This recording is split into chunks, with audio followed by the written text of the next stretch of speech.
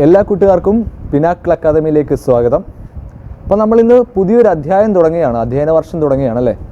10ാം ക്ലാസ്സിലെ ഫിസിക്സ് വിഷയങ്ങളെ ആസ്പദമാക്കിയുള്ള ക്ലാസ്സുകളാണ് ഇനി ഞാൻ എടുക്കുന്നത്.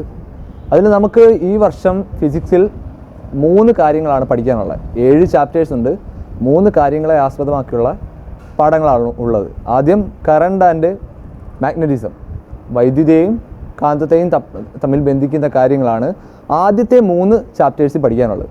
പിന്നീടുള്ള 3 ചാപ്റ്റേഴ്സിൽ ലൈറ്റ് ആൻഡ് വിഷൻ, വെളിച്ചവും കാഴ്ചയും, അങ്ങനെ അതിനെ ആസ്പദമാക്കിയുള്ള കാര്യങ്ങളാണ് പിന്നീടുള്ള 3 ചാപ്റ്റേഴ്സിൽ പഠിക്കാനുള്ളത്. അത് കഴിഞ്ഞ് അവസാനത്തെ പാഠത്തിൽ എനർജി മാനേജ്മെൻറ്റ്, ഊർജ്ജ പരിപാലനം എന്ന വിഷയമാണുള്ളത്. അപ്പോൾ നമുക്ക് ആദ്യം തന്നെ ഒന്നാമത്തെ ചാപ്റ്ററിൽ നിന്ന് തന്നെ തുടങ്ങാം. ഒന്നാമത്തെ ചാപ്റ്ററാണ് ഇഫക്ട്സ് ഓഫ് ഇലക്ട്രിക് കറണ്ട് അല്ലേ. എന്താണ് ഇലക്ട്രിസിറ്റി എന്ന് പറഞ്ഞാൽ? എന്താണ്? ഒരു ഊർജ്ജമാണ്, നമ്മൾ എന്നും ഉപയോഗിക്കുന്ന ഒരു ഊർജ്ജമാണ്. ഉദാഹരണം പറയാം, നമ്മളെന്നും ആഹാരം കഴിക്കാറുണ്ടല്ലേ. ആഹാരം കഴിച്ചു കഴിഞ്ഞ് അതിൽ നിന്നും കിട്ടുന്ന ഊർജ്ജത്തിലാണ് നമ്മൾ പല കാര്യങ്ങൾ ചെയ്യുന്നത്. ഒരേ ഊർജ്ജമാണ് അതിൽ നിന്ന് കിട്ടുന്നത്, പക്ഷേ ചെയ്യുന്ന ജോലികൾ പലതാണ്. നമുക്ക് ഓടാൻ കഴിയുന്നു, എഴുതാൻ കഴിയുന്നു, പഠിക്കാൻ കഴിയുന്നു, സംസാരിക്കാൻ കഴിയുന്നു, അങ്ങനെ കുറേ കാര്യങ്ങൾ ഒരു ഊർജ്ജത്തിൽ നിന്ന് നമുക്ക് ചെയ്യാൻ സാധിക്കുന്നുണ്ട്. അതുപോലെ തന്നെ ഇലക്ട്രിസിറ്റി എന്ന് പറയുന്ന ഒരു ഊർജ്ജത്തിൽ നിന്നാണ് പല കാര്യങ്ങൾ നമുക്ക് ലഭിക്കുന്നുണ്ട്. നമുക്ക് നോക്കാം, നമ്മുടെ നിത്യജീവിതത്തിൽ തന്നെ എന്താണ് ലൈറ്റ് നമ്മൾ എപ്പോഴും ഉപയോഗിക്കുന്നത്? ബൾബ് അല്ലേ. ബൾബിൽ സ്വിച്ച് ഇട്ട് കഴിഞ്ഞാൽ കറണ്ട് അതുവഴി പാസ് ചെയ്യും, ബൾബ് കത്തും. അതിനകത്തെ ടങ്സ്റ്റൺ ഫിലമെൻ്റ് ആണ്, അത് കത്തും, നമുക്ക് ലൈറ്റ് എനർജി കിട്ടും. അതോടൊപ്പം തന്നെ കുറച്ച് കഴിഞ്ഞാൽ ബൾബിലൊന്ന് തൊട്ട് നോക്കിക്കഴിഞ്ഞാൽ എന്താ? ചൂട് അനുഭവപ്പെടും അല്ലേ. അപ്പം നമുക്ക് മനസ്സിലാവും ലൈറ്റ് എനർജി കിട്ടുന്നതോടൊപ്പം തന്നെ നമുക്ക് താപോർജ്ജവും കിട്ടും അല്ലേ, ഹീറ്റ് എനർജിയും കിട്ടുന്നുണ്ട്. ഒരു വസ്തുവിൽ നിന്ന് തന്നെ, അതായത് ഒരു ഊർജ്ജത്തിൽ നിന്ന് തന്നെ പല ഊർജ്ജങ്ങളായി അതിനെ മാറ്റാൻ സാധിച്ചിട്ടുണ്ട്.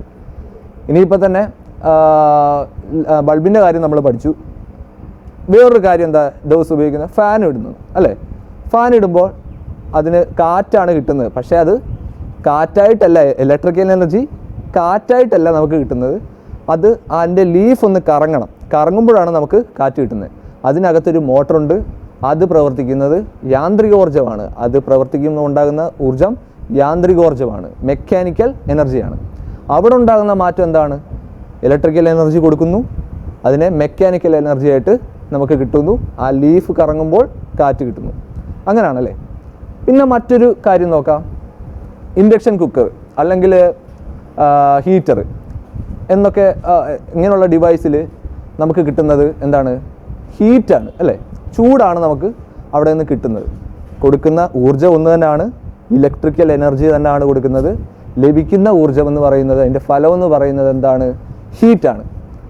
മറ്റൊന്ന്, നമ്മൾ ഫോൺ ചാർജ് ചെയ്യുക എന്ന് പറഞ്ഞാൽ നമ്മൾ പ്ലഗ് ചെയ്യുക, ചാർജ് ചെയ്യുമ്പോൾ അകത്തെ ബാറ്ററിയാണ് ചാർജ് ചെയ്യുന്നത്. ബാറ്ററിക്കുള്ളിലുള്ള എന്താണ്? രാസോർജ്ജമാണ് അല്ലേ. അത് കെമിക്കൽസ് ആണ് ബാറ്ററിക്കുള്ളിലുള്ളത്.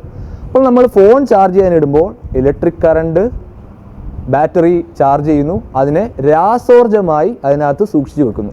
അപ്പോൾ ഇലക്ട്രിക്കൽ എനർജി ഇൻറ്റു കെമിക്കൽ എനർജിയാണ് ഫോൺ ചാർജ് ചെയ്യുമ്പോൾ ബാറ്ററിക്ക് ഉണ്ടാകുന്ന എനർജി എന്ന് പറയുന്നത്. അപ്പോൾ പക്ഷേ നമ്മൾ സംശയം തോന്നാം, ഫോൺ നമ്മൾ ഉപയോഗിക്കുമ്പോൾ ഈ ചാർജ് ചെയ്യേണ്ട ആവശ്യമില്ലല്ലോ, അപ്പോൾ വൈദ്യുതി എങ്ങനെ കിട്ടുന്നു?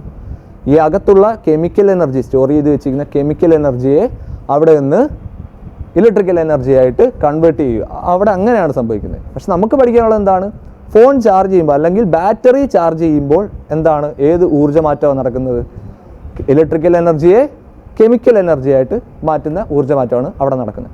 നമുക്ക് ആ പഠിച്ച കാര്യങ്ങൾ ഒന്ന് എഴുതി നോക്കാം അല്ലേ. ഒന്നാമത് നമ്മൾ പഠിച്ചത് എന്താ? ബൾബിൽ എന്ത് മാറ്റമാണ് ഉണ്ടാകുന്നത്? ഇലക്ട്രിക്കൽ എനർജി എന്തായിട്ട് മാറി? ലൈറ്റ് എനർജി ആയിട്ട് മാറി. അവിടെ ഇതാണ് നമ്മുടെ ഫലം. അതിൽ നിന്ന് കിട്ടിയ എഫക്റ്റ് എന്ന് പറയുന്നത് ലൈറ്റ് എനർജിയാണ്. കൂടെ ഒരു സംഭവം കൂടെ ഉണ്ടായിട്ടുണ്ട്. എന്താണ്? ഹീറ്റ് അവിടെ ഉണ്ടായി. 2, ഇൻഡക്ഷൻ കുക്കറിലും ഇലക്ട്രിക്കൽ എനർജി തന്നെയാണ് ഉണ്ടായത്, ഹീറ്റ് തന്നെയാണ്. ഹീറ്റ് എനർജിയാണ് അവിടെ പ്രൊഡ്യൂസ് ചെയ്തത്. നമുക്ക് വേണ്ടതും ഹീറ്റ് എനർജി തന്നെയായിരുന്നു. മൂന്നാമത്തത് ഫാൻ എന്താ? മെക്കാനിക്കൽ എനർജിയാണ് ഫാനിലുണ്ടായത്. അതും ഇലക്ട്രിക്കൽ എനർജിയെ എന്തായി മാറി? Mechanical energy.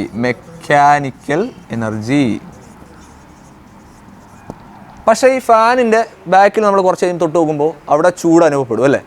അവിടെയും നമുക്ക് എന്തുണ്ടായി? ഹീറ്റ് ഉണ്ടായി. നാലാമതും ഇലക്ട്രിക്കൽ എനർജിയെ കെമിക്കൽ എനർജിയായിട്ട്, രാസോർജമായിട്ട് കൺവേർട്ട് ചെയ്യും. അവിടെയും കുറച്ച് കഴിയുമ്പോൾ ഹീറ്റ് ഉണ്ടാകുന്നുണ്ട് ചെറുതായിട്ടല്ലേ? ഫോൺ ചാർജ് ചെയ്യുമ്പോൾ ചെറിയ ഹീറ്റ് ഉണ്ടാകുന്നുണ്ട്. ഇവിടെ നോക്കുക, നമുക്ക് ഒരു ഊർജ്ജത്തിൽ നിന്ന് തന്നെ പല ഊർജ്ജമായി നമുക്ക് അതിനെ മാറ്റാൻ സാധിക്കും. പക്ഷേ എല്ലാത്തിനും ഒരാൾ കയറി വരുന്നുണ്ട്. എന്താ? ഹീറ്റ് എനർജി എല്ലാത്തിലും പ്രൊഡ്യൂസ് ചെയ്യുന്നുണ്ട്. അപ്പോൾ നമുക്ക് പറയാം, കറണ്ട് ഒരു കണ്ടക്ടറിലൂടെ, ഒരു ചാലകത്തിലൂടെ പോയി കഴിഞ്ഞാൽ അവിടെ ഉണ്ടാകുന്ന ഒരു ഹീറ്റ് എനർജി ഉണ്ടാകുന്നുണ്ട്. ഫലങ്ങൾ പലതാണ് നമുക്ക് ആവശ്യമെങ്കിലും പൊതുവേ എല്ലായിടത്തും കാണപ്പെടുന്ന ഒരു എനർജി ചേഞ്ച് എന്ന് പറയുന്നത് ഹീറ്റ് ആകുന്നുണ്ട്. അപ്പോൾ നമുക്ക് ആദ്യം തന്നെ ഹീറ്റ് എനർജിയെ പറ്റി നമുക്ക് പഠിക്കാം അല്ലേ? നമ്മൾ കഴിഞ്ഞ വർഷം പഠിച്ചിട്ടുള്ള നല്ലൊരു തിയറി ഉണ്ട്. എന്താ? പ്രധാനപ്പെട്ടൊരു തിയറിയാണ് conservation of energy, law of conservation of energy. അതിനകത്ത് പറയുന്നത് എന്താ? ഊർജത്തെ നിർമ്മിക്കുവാനോ നശിപ്പിക്കുവാനോ സാധ്യമല്ല. ഒരു ഊർജത്തിൽ നിന്നും മറ്റൊരു രൂപത്തിലേക്ക് മാറ്റാൻ മാത്രമേ സാധിക്കുള്ളൂ. Energy can neither be created nor be destroyed. It can be changed to one form to another. അതാണ് നമ്മൾ ഈ ഒരു സംഭവത്തിനകത്ത് പഠിക്കാനുള്ളത്. ഓക്കെ, നമുക്ക് ഹീറ്റ് എനർജിയെ കൺവേർഷൻ ടു എ ഹീറ്റ് എനർജിയാണ് നോക്കുന്നത്. നമുക്ക് അതിൻ്റെ ഒരു എക്സാമ്പിൾ പുസ്തകത്തിനകത്ത് തന്നെ കൊടുത്തിട്ടുണ്ട്. എന്താ? ഒരു നിക്രോം കമ്പി. നിക്രോം കമ്പി നമ്മുടെ അയൺ ബോക്സിനകത്തൊക്കെ കാണുന്ന സാധനമാണ്. അത് നമ്മൾ ഒരു ബാറ്ററി ആയിട്ട് കണക്ട് ചെയ്യുന്നു. ഒരു 6 വോൾട്ട് ബാറ്ററി ആയിട്ട് കണക്ട് ചെയ്യുന്നു. ഓക്കെ, കറണ്ട് പാസ് ചെയ്യുന്നത് എങ്ങനെ ആയിരിക്കും? ഇവിടെ ഒരു സ്വിച്ച് ഉണ്ട്, അതുകൂടെ നമുക്ക് വരച്ചേക്കാം. സ്വിച്ച് ഉണ്ട്, ഒരു സർക്യൂട്ട് ചെയ്തിരിക്കുന്നു. അപ്പം കറണ്ട് പാസ് ചെയ്യുന്നത് ഇലക്ട്രിസിറ്റി പോസിറ്റീവിൽ നിന്നും നെഗറ്റീവിലേക്ക് പോകുന്നു. ഇലക്ട്രോൺസ് അതിൻ്റെ ജസ്റ്റ് ഓപ്പോസിറ്റാണ് സഞ്ചരിക്കുന്നത്, നമുക്കറിയാം. ഇപ്പോൾ ഈ സ്വിച്ച് ഓൺ ആക്കാൻ നേരത്ത് എന്ത് പറ്റും? ഈ നിക്രോം കമ്പി റെഡ് ഹോട്ട് ആവും. റെഡ് ഹോട്ട് അഥവാ ചുട്ടുപഴുക്കുന്ന ഒരു അവസ്ഥ കാണാം. ഈ നിക്രോം കമ്പി എന്താണ്? റെസിസ്റ്റൻസ് ആണ്. അതിൻ്റെ അർത്ഥം റെസിസ്റ്റൻസ് എന്ന് പറയുന്നത് എന്താ? റെസിസ്റ്റ് ചെയ്യുക എന്ന് പറഞ്ഞു കഴിഞ്ഞാൽ എന്തെങ്കിലും ഒരു സാധനം ഇങ്ങോട്ട് വരുമ്പോൾ അതിനെ പ്രതിരോധിക്കുക, അത്രയേ ഉള്ളൂ. അപ്പോൾ ഇവിടെ ഉണ്ടാകുന്ന കറണ്ടിനെ അത് പ്രതിരോധിക്കുന്നതാണ്. നിക്രോം കമ്പി ആ ഫ്ലോ ഓഫ് കറണ്ടിനെ പ്രതിരോധിക്കുന്നു. അതുകൊണ്ട് അത് എന്താകുന്നു? റെഡ് ഹോട്ട് ആകുന്നു. അതെന്തുകൊണ്ടാണ് ഈ വൈദ്യുതിയെ ഇവിടെ വരുമ്പോൾ നല്ല റെഡ് ഹോട്ട് ഹീറ്റ് ഉണ്ടാകുന്നത്? നമുക്കത് നോക്കാം. അപ്പോൾ നമുക്ക് ആദ്യം ഇലക്ട്രിസിറ്റി കൊണ്ടുണ്ടാകുന്ന ഹീറ്റിംഗ് എഫക്റ്റ് പഠിക്കാം. താപോർജ്ജമാണല്ലോ എല്ലായിടത്തും നമുക്ക് കിട്ടിയത്. അപ്പോൾ നമുക്ക് ഹീറ്റിംഗ് എഫക്റ്റ് ആദ്യമായിട്ട് പഠിക്കാം. പുസ്തകത്തിൽ തന്നിട്ടുള്ള ഒരു എക്സാമ്പിളിൽ നിന്ന് തന്നെ തുടങ്ങാം. ഒരു നിക്രോം കമ്പി റെസിസ്റ്റൻസ്, അതിനെ 6 വോൾട്ട് ബാറ്ററി, 6 വോൾട്ടുള്ളൊരു ബാറ്ററി ആയിട്ട് കണക്ട് ചെയ്തു. കഴിഞ്ഞപ്പോൾ അത് റെഡ് ഹോട്ട് ആകുന്നത് കണ്ടു, ചുട്ടുപഴുക്കുന്നത് കണ്ടു. ഇവിടെ ഒരു 6 വോൾട്ട് ബാറ്ററി ആയിട്ട് കണക്ട് ചെയ്തപ്പോൾ അത് ചുട്ടുപഴുക്കുന്നതായിട്ട് കണ്ടു. അതിൻ്റെ കാരണം എന്താണ്? എങ്ങനെയാണ് ഇത് ചുട്ടുപഴുത്തത്? പിന്നെ അതിൻ്റെ മാത്തമാറ്റിക്കൽ എക്സ്പ്രഷൻ എന്തായിരിക്കും? ഇവിടെ ഉണ്ടായ ഹീറ്റിൻ്റെ മാത്തമാറ്റിക്കൽ എക്സ്പ്രഷൻ എന്തായിരിക്കും? ഈ കാര്യങ്ങളൊക്കെ നമുക്ക് നോക്കാവുന്ന. ഇവിടെ നമ്മൾ കൊടുത്തിരിക്കുന്നത് ഒരു V വോൾട്ടാണ്. അതിനെ നമ്മൾ അളക്കുന്ന ഉപകരണമാണ് വോൾട്ട് മീറ്റർ. അതിൻ്റെ പൊട്ടൻഷ്യൽ ഡിഫറൻസ് അളക്കുന്ന ഉപകരണമാണ് വോൾട്ട് മീറ്റർ. ഇതിലൂടെ ഒഴുകുന്ന കറണ്ട് ഉണ്ടല്ലോ, കറണ്ട് അളക്കുന്ന ഉപകരണമാണ് അമ്മീറ്റർ. അമ്മീറ്ററിനെ സീരീസ് ആയിട്ടും വോൾട്ട് മീറ്ററിനെ റെസിസ്റ്റൻസിന് പാരലായിട്ടും കൊടുത്തു കഴിഞ്ഞപ്പോൾ, ഇവിടെ റെസിസ്റ്റൻസ് 6 ഓം ആണെന്ന് സങ്കല്പിക്കുക, വോൾട്ട് കൊടുത്തിരിക്കുന്നത് V വോൾട്ടാണ്. അപ്പോൾ ഇവിടെ ഉണ്ടായ കറണ്ട് എന്ന് പറയുന്നത് I ആണ് കിട്ടിയത്. 6 ഓമുള്ള ഒരു റെസിസ്റ്റൻസിന് അക്രോസ് ആയിട്ട് V പൊട്ടൻഷ്യൽ ഡിഫറൻസ് കൊടുത്തപ്പോൾ അതുവഴി പ്രവഹിച്ച കറണ്ടിൻ്റെ യൂണിറ്റ് എന്ന് പറയുന്നത് I ആംപിയർ കറണ്ട് പ്രവഹിച്ചു എന്ന് സങ്കല്പിക്കുക. അപ്പോൾ നമുക്ക് പഠിക്കാനുള്ളതെന്ന് പറഞ്ഞാൽ the potential difference between 2 points between 2 points will be 1 volt if 1 joule of work is done in moving 1 coulomb of charge from one point to another. ഇവിടുന്നാണല്ലോ ഇലക്ട്രോൺസ് പോകുന്നത്. അപ്പോൾ ഇവിടുന്ന് ഒരു ചാർജിനെ 1 കൂളം ചാർജിനെ ഇതിന് അക്രോസ് ആയിട്ട് കൊണ്ടുവരാനായി 1 ജൂൾ വർക്കാണ് എടുത്തിട്ടുള്ളതെങ്കിൽ അവിടെ ഉള്ള പൊട്ടൻഷ്യൽ ഡിഫറൻസ് എന്ന് പറയുന്നത് 1 വോൾട്ട് ആയിരിക്കും. ഇത് വെച്ച് നമുക്ക് ഇവിടെ ഉണ്ടായ ഹീറ്റ് എത്രയാണെന്ന് കാൽക്കുലേറ്റ് ചെയ്യാൻ പറ്റും.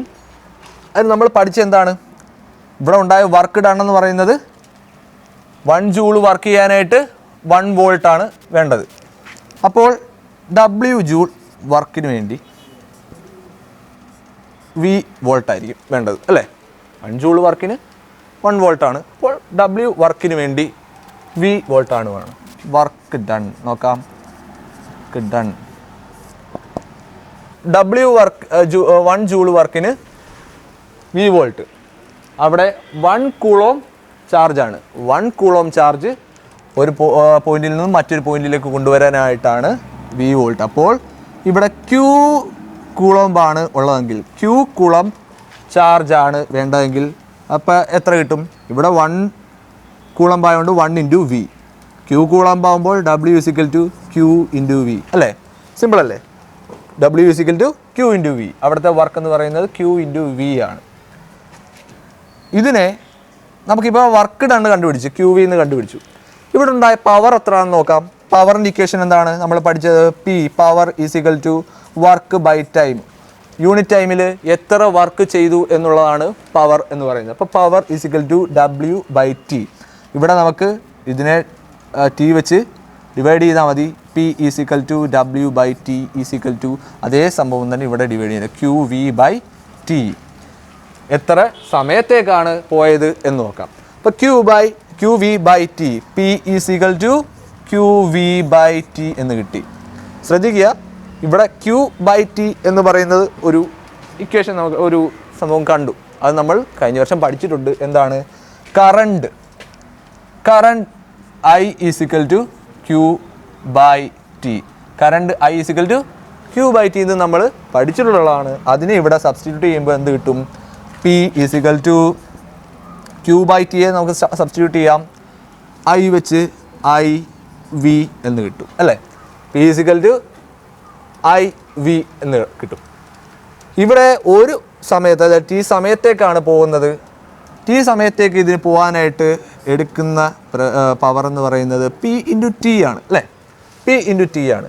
അതേപോലെ തന്നെ ഇപ്പുറത്തും ഇൻറ്റു ചെയ്യുക IV ഇൻറ്റു T എന്ന് പറയുന്നത്. ഇത് ഈ PT എന്ന് പറയുന്നത് എന്താണ്? ഇവിടെ നമുക്ക് കിട്ടിയ എഫക്റ്റാണ്. ഇവിടെ കിട്ടിയ എഫക്റ്റ് എന്ന് പറഞ്ഞാൽ എന്താണ്? ഹീറ്റ് എനർജിയാണ്. അതിനെ നമുക്ക് H വെച്ച് റെപ്രസെൻ്റ് ചെയ്ത് കഴിഞ്ഞാൽ ഇതിനെ നമുക്കൊന്ന് അടുക്കി എഴുതി കഴിഞ്ഞാൽ VIT. ഇവിടെ ഉണ്ടായ ഹീറ്റ് എന്ന് പറയുന്നത് V into I into T volt, അതുവഴി potential difference into I current into time taken. ഇതിൻ്റെ മൂന്നിൻ്റെ പ്രോഡക്റ്റാണ് ഇവിടെ ഉണ്ടായ ഹീറ്റ് എന്ന് പറയുന്നത്.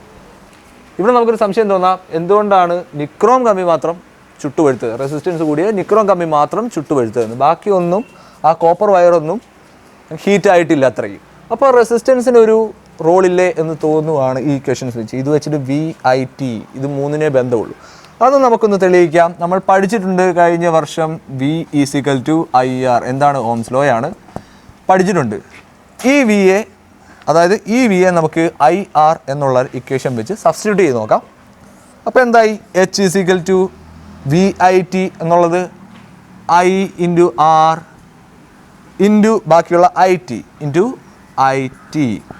ഇവിടെ നോക്കുക, I ഇൻറ്റു I എത്രയാണ്? I സ്ക്വയർ ആണ്. H is equal to I squared R into T. ഇതാണ് നമ്മൾക്ക് കിട്ടിയിരിക്കുന്നത്. ഇതാണ് ജൂൾസ് ലോ.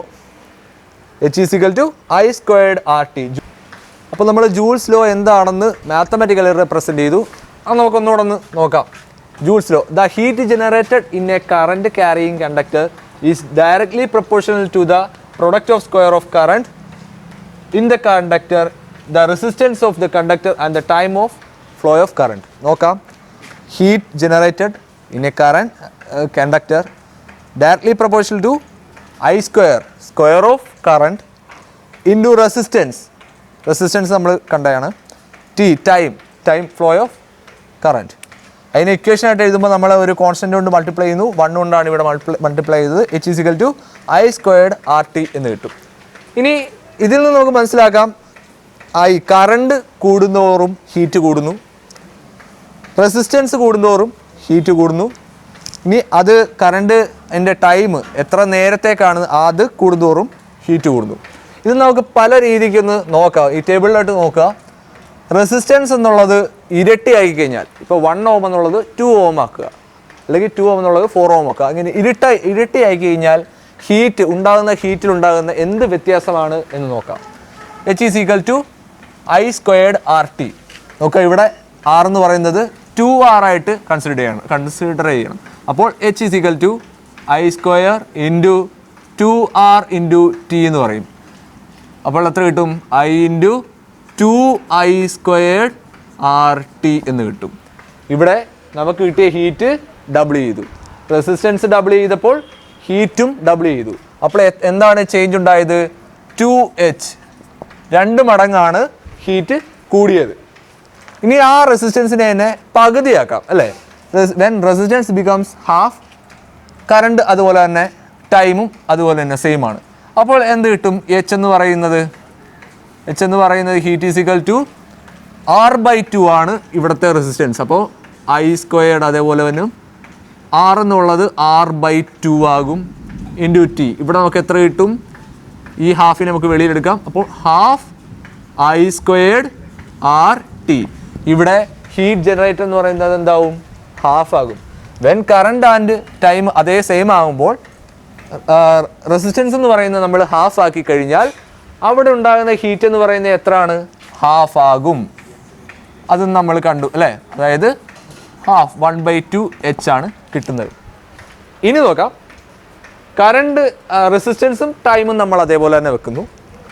കറണ്ട് എന്ന് പറയുന്നത് ഡബിളാക്കി, ഇരട്ടിയാക്കി. ഇക്വേഷനിലോട്ട് ഇട്ട് കൊടുക്കാം. H=I എന്ന് പറയുന്നത് എന്തായി? അപ്പം 2I ആയി.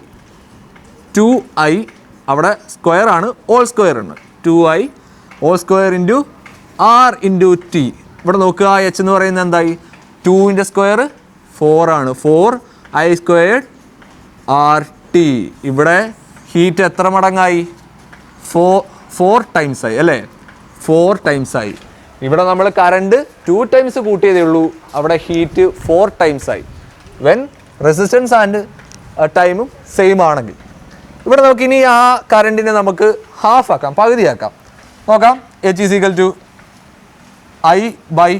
the whole square × R × T അല്ലേ? I എന്നുള്ള I/2 ആയി. അപ്പോൾ ഇവിടെ നോക്കാം, 1/2നെ വെളിയിലെടുത്തു കഴിഞ്ഞാൽ അതിൻ്റെ സ്ക്വയർ ചെയ്യുമ്പോൾ 1/4 എന്ന് കിട്ടും. 1/4 I² × RT. അവിടെ എത്ര മടങ്ങാണ് കുറഞ്ഞത്? 1/4 ടൈംസ് IH കുറഞ്ഞു. ഇവിടെ കറണ്ടിനെ നമ്മൾ പകുതി ആയി കഴിഞ്ഞപ്പോൾ 4/1 ആ ഹീറ്റ് കുറഞ്ഞിരിക്കുകയാണ്. ഇനി നമുക്ക് ടൈമിനെ മാത്രം മാറ്റാം. ഇവിടെ ടൈം 2 ടൈംസ് ആയി. H=I² × R × 2T. H എന്ന് പറയുന്നത് എത്ര കിട്ടും? 2I² × RT എന്ന് കിട്ടും. ഇവിടെ സെയിം ആയിട്ട് നമ്മൾ നേരത്തെ റെസിസ്റ്റൻസ് കൂട്ടിയപ്പോൾ കണ്ടതുപോലെ തന്നെ 2H ആയി ഇവിടുത്തെ ഹീറ്റ് എന്ന് പറയുന്നത്. ടൈം 2 ഇരട്ടി ആയപ്പോൾ ഹീറ്റും 2 ടൈംസ് ആയി. ടൈമിനെ നമുക്ക് പകുതി സമയത്തേക്ക് ഉള്ളതിൽ പകുതി സമയത്തേക്ക് മാത്രം കറണ്ട് ഫ്ലോ ചെയ്യാൻ അനുവദിച്ച് കഴിഞ്ഞാൽ I² × R × T/2 എന്ന് കിട്ടും. T/2 ഇവിടെ കറക്റ്റായിട്ട് എഴുതി കഴിഞ്ഞാൽ ½ I² RT എന്ന് കിട്ടും അല്ലേ? അവിടെ എത്ര മടങ്ങാണ് കുറഞ്ഞത്? ഹാഫ് ടൈംസ് ലെസ് ആണ് കണ്ടത്. അതായത് ടൈം കുറച്ച് കഴിഞ്ഞാലും ഹീറ്റ് കുറയുന്നു. നമുക്കിതിൽ നിന്ന് മനസ്സിലാക്കാം, ഒരു കണ്ടക്ടറിൻ്റെ ഹീറ്റ് ആകാനായിട്ട് ഏതൊക്കെ രീതിക്ക് മാറ്റങ്ങൾ, ഫാക്ടേഴ്സ് എന്തൊക്കെയാണ് എന്ന് മനസ്സിലാക്കാം. കറണ്ട്, റെസിസ്റ്റൻസ് ആൻഡ് ടൈം അത് എങ്ങനെയൊക്കെയാണ് ബാധിക്കുന്നതെന്ന് മനസ്സിലായി. പിന്നെ ഒരു കണ്ടീഷനുണ്ട്, അത് നമുക്ക് വരുമ്പോൾ പറയാം. ഈ ജൂൾസ് നിയമത്തിൽ തന്നെ ഒരു ഇക്വേഷനോടുണ്ട്, V² R/T എന്ന് പറഞ്ഞൊരു ഇക്വേഷൻ ഉണ്ട്. അത് നമുക്കിനി വരുന്ന പാഠത്തിൽ പഠിക്കാം.